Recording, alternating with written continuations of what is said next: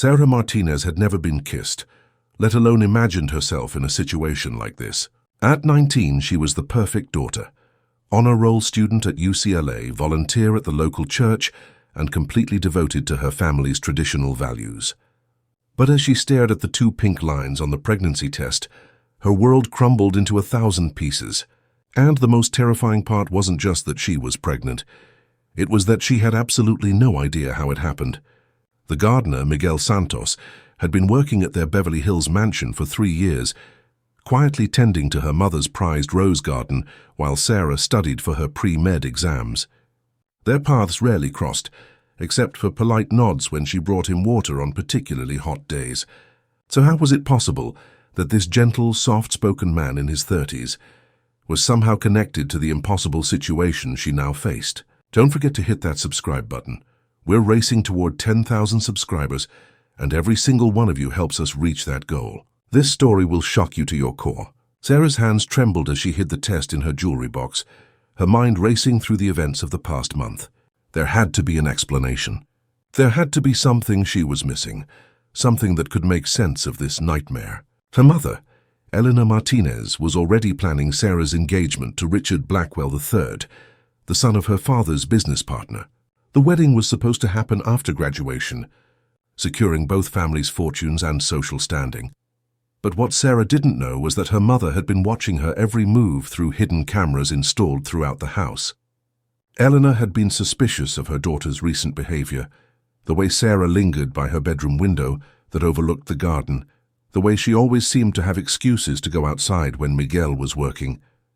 The irony wasn't lost on Sarah that while her mother obsessed over bloodlines and social status, the woman who cleaned their house, cooked their meals, and raised Sarah when Elena was too busy with charity galas was Maria Santos, Miguel's aunt. Maria had been like a second mother to Sarah, teaching her Spanish lullabies and sharing stories of her homeland while Elena attended board meetings and country club events. What Sarah didn't know was that Maria Santos wasn't just Miguel's aunt. She was also Elena's half-sister, a family secret buried so deep that even Robert Martinez had no idea his wife had been sending money to her estranged sister for decades, paying her to keep quiet about their shared father's affair with a Mexican housekeeper 30 years earlier. 3 weeks earlier, Sarah had been studying in the garden gazebo when she noticed Miguel trimming the hedges nearby. He moved with quiet precision, his weathered hands gentle with each plant. When he accidentally cut himself on a thorn, Sarah immediately rushed over with her first aid kit, the same one she carried everywhere as part of her pre-med preparation. "Let me help," she had insisted, carefully cleaning the wound while Miguel protested it wasn't necessary. "My aunt taught me well," he said softly, referring to Maria's constant care for everyone around her. As Sarah bandaged his hand, she noticed how similar his eyes were to Maria's, kind, deep brown, and full of stories. But what neither of them knew was that Miguel hadn't cut himself by accident. Elena had been watching from her bedroom window and had called his phone at that exact moment, startling him into the thorns. It was all part of a plan that was about to go terribly wrong. That evening, Sarah felt dizzy during dinner. Her father, Robert Martinez, barely looked up from his phone as she excused herself, but Maria immediately followed her upstairs. "Mija, you look pale," Maria had whispered, placing her cool hand on Sarah's forehead. "You rest. I bring you soup." What happened next would haunt Sarah for weeks, but the truth was even more sinister than she could imagine. Maria's homemade remedy wasn't just soup. It was a traditional herb blend that her grandmother had used for generations. But this time it wasn't meant for Sarah at all. Maria had been preparing the fertility herbs for Elena, who had been desperately trying to conceive a son for Robert. At 45, Elena's doctors had told her it was impossible, but she was willing to try anything to give her husband the male heir he constantly demanded. She had threatened to fire Maria unless she helped with the old ways. But when Sarah collapsed that night, Maria panicked and gave her the prepared herbs instead, thinking they were just healing herbs for Sarah's sudden illness. What Maria didn't know was that the herbs had been mixed with something much more powerful and dangerous. Sarah, trusting Maria completely, drank every drop without question. Within an hour, she fell into the deepest sleep of her life. But this wasn't natural sleep. It was something closer to a mystical trance, brought on by herbs that had been used in ancient fertility rituals for centuries. Sarah woke up that night feeling different. Not sick, but somehow changed. Her clothes were the same, her room undisturbed, yet something felt fundamentally altered in her body. What she didn't know was that during those lost hours, something impossible had occurred. The next morning, Sarah cornered Maria in the kitchen while her parents attended their weekly golf game. "Maria, I need to ask you something, and I need you to be completely honest with me." Maria's face immediately tensed. After 30 years of working for wealthy families, she could sense when trouble was brewing. But there was something else in her expression, fear that went beyond concern for her job. "What is it, Mia? The soup you gave me 3 weeks ago, what exactly was in it?" Sarah's voice was barely above a whisper, but her eyes were desperate. Maria's hands stilled as she was washing dishes. For a long moment, the only sound was water running from the tap. Finally, she turned off the faucet and faced Sarah with tears in her eyes. "Ay, Mija, what have I done?" Maria's voice broke as she sank into a kitchen chair. "The herbs, they were not for sickness. They were fertility herbs. My grandmother's recipe. Your mother. She came to me weeks ago crying, saying the doctors told her she could never give your father the son he wanted. She begged me for the old ways, the traditional remedies." Sarah's blood ran cold, but there was more. "But Sarah," Maria continued, her voice dropping to a whisper, "there is something else, something I never told anyone. The herbs. They were blessed by a curandera in my village before I came to America. She told me they would work, but there would be a price. The first child born from these herbs would carry a special gift and a terrible curse." "What are you saying?" Sarah's voice was barely audible. "She asked me to put the herbs in your father's food, but I was confused, scared. When you got sick that night, I thought maybe the spirits were telling me to help you instead. I gave you the fertility tea, thinking maybe someday when you wanted children." Maria's sobs filled the kitchen. "But Maria, I'm pregnant now. How is that possible?" I've never been with anyone." The older woman's face went white. "Ay, Dios mío." "The herbs.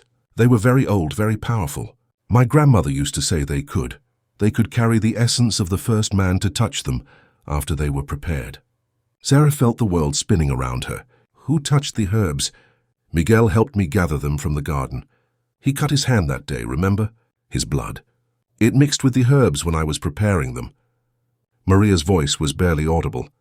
"But Mija, this is impossible. These are just old wives' tales. This cannot be real." But what Maria wasn't telling Sarah was the complete truth. The curandera had warned that the herbs would only work if they were blessed under a blood moon and mixed with the blood of someone who shared the same bloodline as the intended recipient. Miguel wasn't just Maria's nephew. He was Elena's nephew too, making him Sarah's cousin. The blood connection had made the impossible possible. The front door slammed, signaling her parents' return from golf. Sarah grabbed Maria's arm. "You cannot tell anyone about this, not yet. I need time to figure out what to do." But unbeknownst to both women, Elena had been listening to every word through the hidden microphones she had installed throughout the house months earlier. Her plan to catch Sarah in some kind of rebellion had instead revealed a truth that made her blood run cold. Elena now knew 3 terrible facts. Maria was her half-sister, Miguel was her nephew, and Sarah was pregnant with what was essentially her own grandchild through an impossible supernatural conception. The family bloodline she had obsessed over protecting had been twisted into something unthinkable. Over the next few days, Sarah found herself watching Miguel more closely. Did he seem different around her? Had he noticed any changes? But Miguel continued his work with the same quiet dignity, occasionally nodding politely when their paths crossed, completely unaware that his blood might have somehow created life within her. What Sarah didn't notice was that Miguel had been experiencing strange dreams ever since that day he cut his hand. Dreams of a dark-haired girl calling his name, dreams of children who looked like both him and Sarah, dreams that felt more like memories than fantasies. The situation became even more complicated when Richard Blackwell III arrived for dinner that Friday night. Handsome, wealthy, and completely self-absorbed, Richard spent the entire meal talking about his latest business ventures, while Sarah pushed food around her plate, battling morning sickness. "Sarah seems a bit under the weather," Elena observed with concern. That was more about appearances than genuine care. Perhaps we should postpone the engagement announcement until she's feeling better. Actually, Richard said, cutting into his steak with precision, I think we should move the timeline up. Father wants to merge the companies before the end of the fiscal year, and the marriage would solidify the partnership. But what Richard wasn't telling anyone was that he had his own secrets. He had been monitoring the Martinez family's finances for months and knew they were on the verge of bankruptcy. More importantly, he had discovered Elena's hidden payments to Maria Santos and had been blackmailing Elena for months, threatening to expose her Mexican heritage to Beverly Hills society unless she guaranteed Sarah's marriage to him. Sarah's fork clattered against her plate. Move it up? But I haven't even graduated yet. Education is important, sweetheart, her father interjected. But securing your future is more important. Richard can provide for you in ways that a medical career never could. What Robert didn't know was that Richard had no intention of providing for Sarah at all. His real plan was to divorce her immediately after the merger, keeping half of the combined assets and leaving the Martinez family with nothing. That night, Sarah lay in bed staring at the ceiling, her hand unconsciously moving to her still flat stomach. Inside her, a life was growing. A life that shouldn't exist according to everything she knew about biology, yet undeniably real according to 3 different pregnancy tests she had taken in secret. At midnight, she heard voices coming from the garden. Peering out her window, she saw Miguel talking to someone in the shadows. Her blood ran cold when she realized it was Richard Blackwell. The girl suspects nothing, Richard was saying. She knows she's pregnant, but she doesn't know the rest, Miguel replied. And Sarah's heart stopped. Eleanor's plan worked perfectly. The fertility herbs, the blood ritual, everything. Sarah couldn't breathe. Miguel had been part of a plan. But what plan? And you're certain the child will carry the genetic markers we need? Richard continued. The curandera promised that any child born from the blood ritual would have enhanced abilities. Strength, intelligence, longevity. Everything your organization has been searching for. Sarah realized with growing horror that her pregnancy wasn't an accident at all. It had been orchestrated by people who wanted to use her child for something terrible. The next morning, Sarah made a decision that would change everything. But first, she needed to know the complete truth. She confronted Maria again, this time armed with what she had overheard. Maria, I heard Miguel talking to Richard last night. I know this wasn't an accident. I need you to tell me everything. Maria's face crumpled. Hi, Mija, I wanted to protect you, but it's too late now. Your mother? She is not who you think she is. And neither is Miguel. What do you mean? Eleanor has been part of a secret organization for years. Wealthy people who believe they can create a superior human race through selective breeding and ancient rituals. They've been searching for the perfect combination of bloodlines and supernatural conception. Sarah felt sick. And Miguel?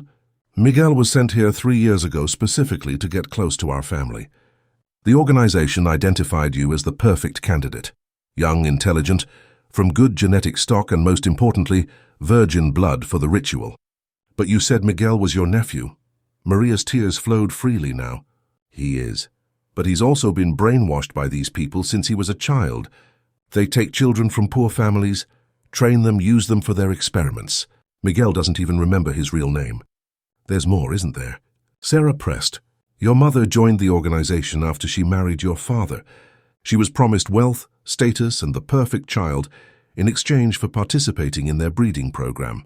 But when she couldn't conceive naturally, they offered her an alternative, use her own daughter. Sarah's world shattered completely. Her own mother had sold her to some kind of supernatural breeding cult. The fertility herbs weren't just herbs, Mika. They were part of a blood magic ritual that would create a child with enhanced abilities. But the ritual requires the mother to be completely pure, completely unaware of what's happening to her. So Miguel's blood mixing with the herbs was planned from the beginning.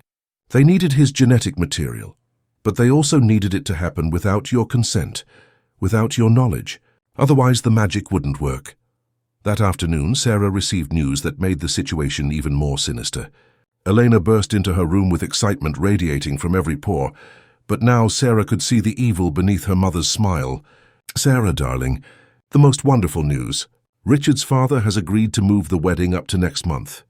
We'll have a beautiful ceremony at the country club, and you'll be Mrs. Blackwell before Christmas." Sarah felt the blood drain from her face, but now she understood why. "Next month?" "But Mom, I'm not ready. I need more time to—" "Time for what? You've known Richard your whole life. This is your destiny, sweetheart. This is what we've all worked toward." Helena's voice had that steel edge that brooked no argument, but Sarah now knew what her mother really meant. The organization needed her married to Richard, so they could control both her and her child. Once the baby was born, they would take it for their experiments and Sarah would be disposed of. What if I don't want this destiny? What if I want something different? Eleanor's perfectly manicured eyebrows rose dangerously, and for a moment, Sarah saw something inhuman flash in her mother's eyes. Different? Like what? "Sarah, you're carrying the future of human evolution. You don't get to choose anymore." The mask had finally slipped. Eleanor wasn't just a social climbing mother. She was a true believer in this organization's twisted vision. That evening, Sarah found herself in the garden again, but this time she was armed with the truth. When Miguel appeared, she was ready for him. "I know what you are," she said without preamble. "I know about the organization, the ritual, everything." Miguel's face went through a series of emotions, and for a moment Sarah saw something she hadn't expected. Relief. "You remember, don't you?" she pressed. "You remember who you were before they took you?" Miguel's shoulders sagged, and suddenly he looked much younger than his 30-something years. "My name was Carlos. I was 8 when they took me from my village. They told my parents I would have a better life in America." "But you've been helping them." "I've been trying to survive. They have ways of controlling us, Sarah. Drugs, hypnosis, threats against our families. But when I cut my hand that day and saw you caring for me," his voice broke, "something woke up inside me. Something they thought they had killed." Sarah studied his face and realized he was telling the truth. "So what do we do now?" "We run. Tonight. Before the wedding, before the baby is born, before they can complete whatever they're planning." As they prepared to leave, Maria appeared with a bag packed for travel. "I'm coming with you," she said firmly. "Maria, it's too dangerous," Sarah protested. "Mija, there's something else you need to know. Something I've been hiding for 30 years. Maria's voice was steady now, determined. "I'm not just Elena's half-sister. I'm also a curandera, trained in the old ways. I came to America specifically to stop this organization." Sarah stared at her. "What?" "The herbs I gave you, they weren't just fertility herbs. They were protection herbs, blessed to ensure that any child conceived would be immune to the organization's control. Your pregnancy isn't what they think it is." Miguel looked confused. "But the blood ritual was corrupted the moment I substituted protection herbs for control herbs. Your child will have the enhanced abilities they wanted, but she will be free. She will be the one who can destroy them." Sarah's hand moved to her stomach. "She." Maria smiled for the first time in weeks. "The spirits have shown me.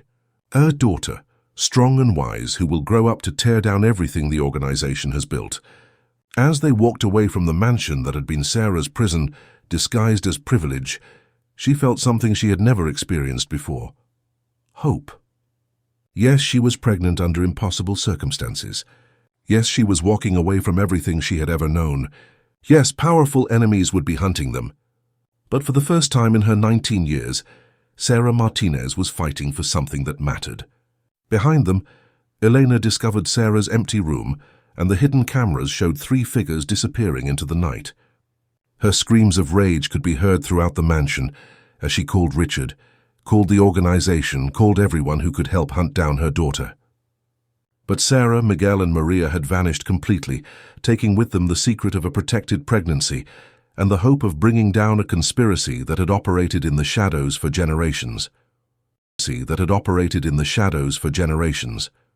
In a small apartment in Portland, Oregon, Sarah gave birth to a beautiful baby girl with Miguel's dark eyes and Sarah's determined chin. They named her Maria Elena Santos Martinez, honoring both the woman who had saved them and the new life they were building together. But the child was more than they had expected. Little Maria Elena's eyes seemed to hold ancient wisdom, and she rarely cried, as if she understood the importance of staying hidden. More remarkably, electronic devices malfunctioned around her, and anyone who looked into her eyes felt an overwhelming sense of peace. "She's already more powerful than they imagined," Maria whispered as she held her great-niece. "And she's completely free." As Sarah watched her partner, now her husband in a quiet ceremony performed by a sympathetic priest, gently rock their miracle baby, she thought about her parents, probably still searching for her with the organization's resources. She thought about Richard, who had married another wealthy heiress within 3 months of her disappearance. She thought about the future her daughter would face, knowing that powerful enemies would never stop hunting them. But mostly, she thought about the prophecy Maria had shared, that this child would grow up to expose the organization's crimes and free all the children they had stolen and brainwashed over the decades. 2 years passed in relative peace. Sarah had enrolled in nursing school under a false identity. Miguel ran a small landscaping business, and little Maria Elena grew into a precocious toddler whose unusual abilities became more pronounced each day. She could understand multiple languages without being taught, predict when people were coming to visit, and had an uncanny ability to make plants grow faster just by touching them. But their peaceful life was about to be shattered. Richard Blackwell had spent 2 years tracking them down, using every resource at the organization's disposal. Private investigators, government contacts, even psychics had been employed in the search. And finally, they had found the small family in Portland. The first sign of trouble came when Miguel noticed the same car parked outside their apartment building for 3 consecutive days. Then Sarah realized she was being followed on her way to classes. Strange men in suits began asking questions at Maria Elena's daycare, claiming to be conducting a child wellness survey. "They found us," Miguel said grimly one evening as he watched the surveillance car through their window. "We need to move again." But Maria, now in her 70s and growing frail, shook her head. "No more running, mijos. It's time to fight." What Sarah didn't know was that Maria had been secretly building a network of allies during their 2 years in Portland. Other families who had escaped from the organization, former members who had seen the truth and defected, and most importantly, other curanderas who had been fighting this battle for generations. "There are dozens of us now," Maria explained as she led Sarah and Miguel to a hidden meeting in the basement of a local community center. Families with children like Maria Elena, people who have been hurt by the organization, others who simply believe in freedom over control. Sarah was amazed to see nearly 50 people gathered in the small space, men and women of all ages, some with children who displayed unusual abilities similar to Maria Elena's. There were families from Mexico, Guatemala, El Salvador, and other Latin American countries, but also Americans who had discovered the organization's activities and chosen to resist. "The organization isn't just an American phenomenon," explained Dr. Patricia Hernandez, a former geneticist who had escaped from the organization 5 years earlier. "They've been operating internationally for decades, taking children from indigenous communities, exploiting ancient knowledge and conducting illegal experiments." "But why are they so determined to get Maria Elena?" Sarah asked. Dr. Hernandez looked grave. "Because she's the first child born from their enhanced ritual who is completely free from their control. If they can study her, figure out what makes her different, they could potentially reverse engineer the protection magic and create an entire generation of enhanced but controllable children." The network had been planning for months, waiting for the right moment to strike back at the organization. Maria Elena's discovery had provided that moment.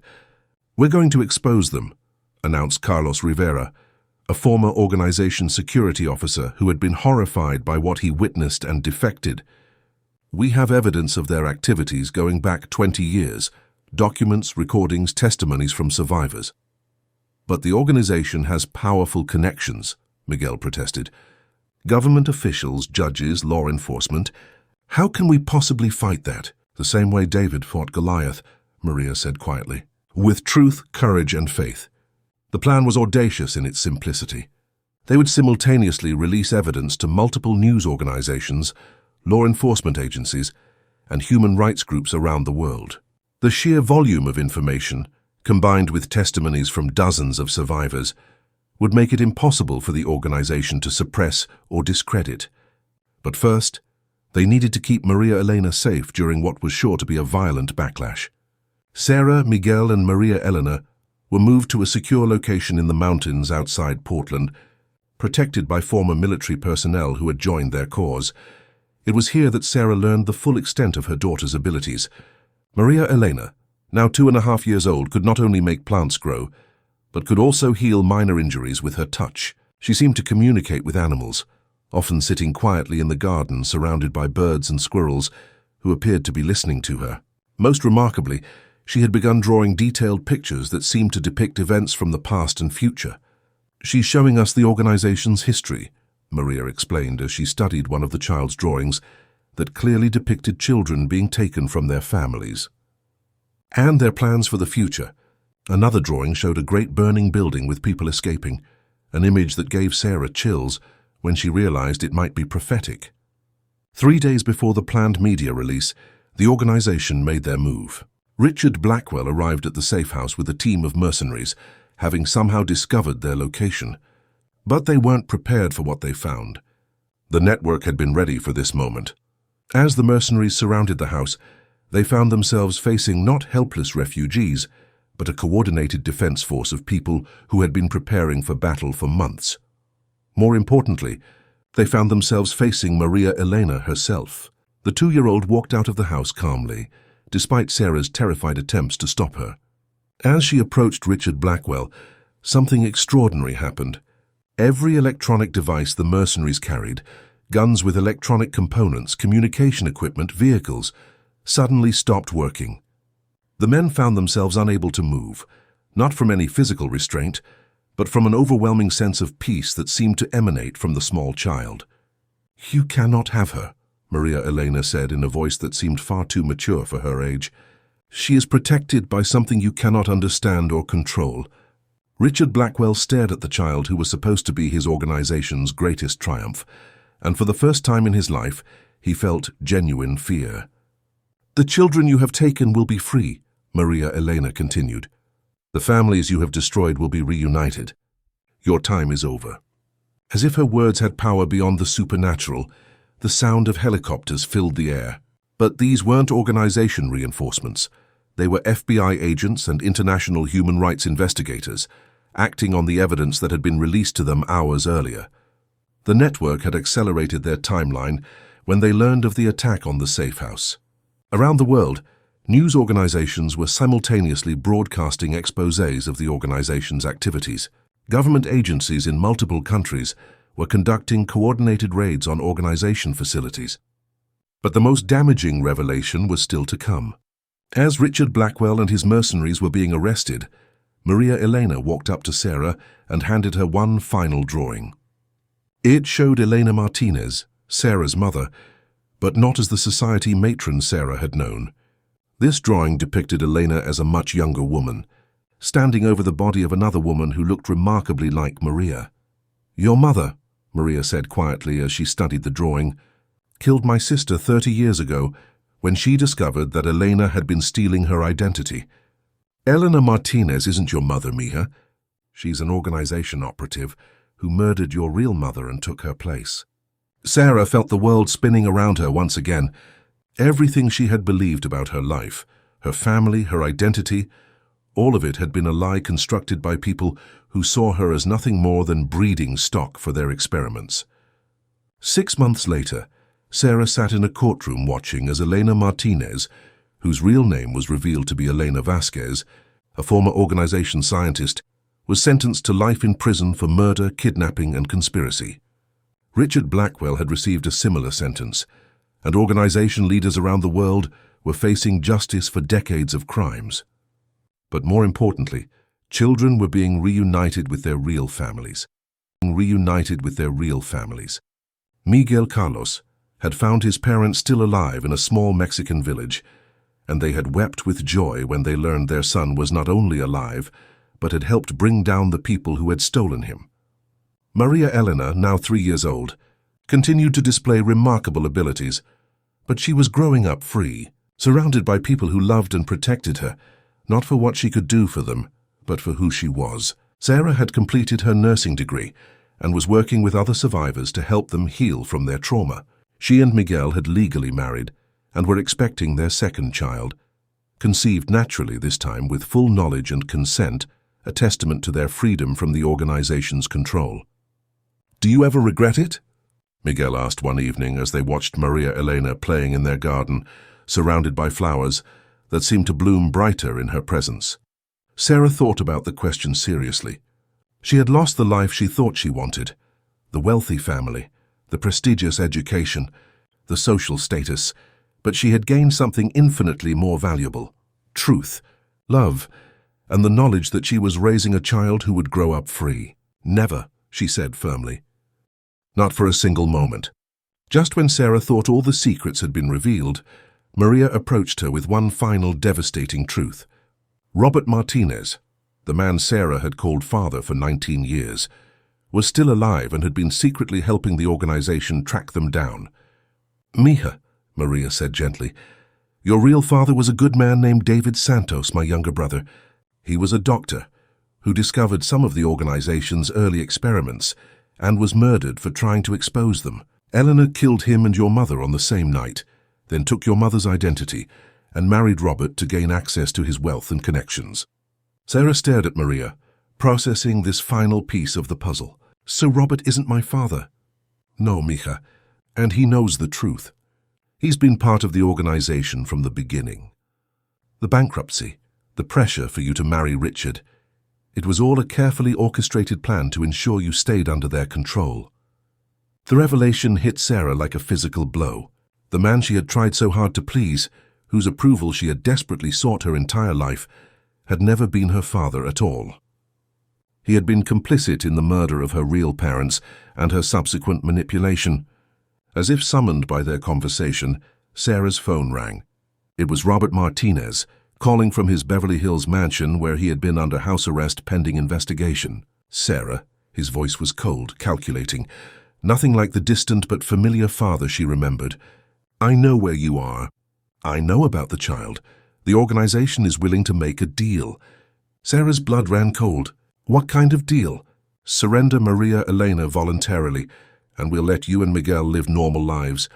Refuse, and we'll never stop hunting you. There are other cells, other countries where we operate. You can't hide forever." "You're not my father," Sarah said quietly. "You never were." Robert's laugh was bitter. "No, I'm not. Your real father was a bleeding heart idealist who thought he could stop progress. Look where it got him. And your pathetic mother." Sarah hung up, her hands shaking, but she felt something she hadn't expected: relief. Finally, she knew the complete truth. There were no more secrets, no more lies to uncover. 2 weeks later, the network received word that Robert Martinez had escaped house arrest and was leading a final, desperate attempt to recapture Maria Elena. This time, he wasn't coming with mercenaries. He was coming with other enhanced children the organization had successfully created and controlled over the years. "They're using the children as weapons," Dr. Hernandez explained grimly.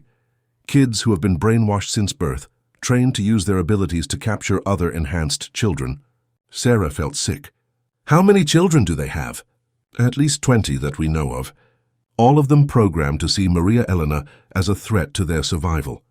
The final battle would not be between adults with guns, but between children with supernatural abilities. And Maria Elena, at 3 years old, would be facing opponents who had been trained since birth to be living weapons."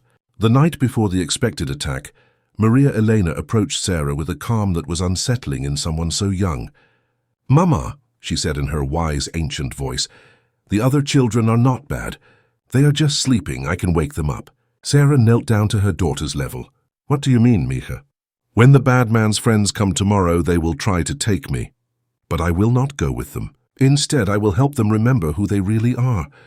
Maria Elena's eyes seemed to glow with an inner light. "The magic that made me free, I can share it. I can break the chains in their minds."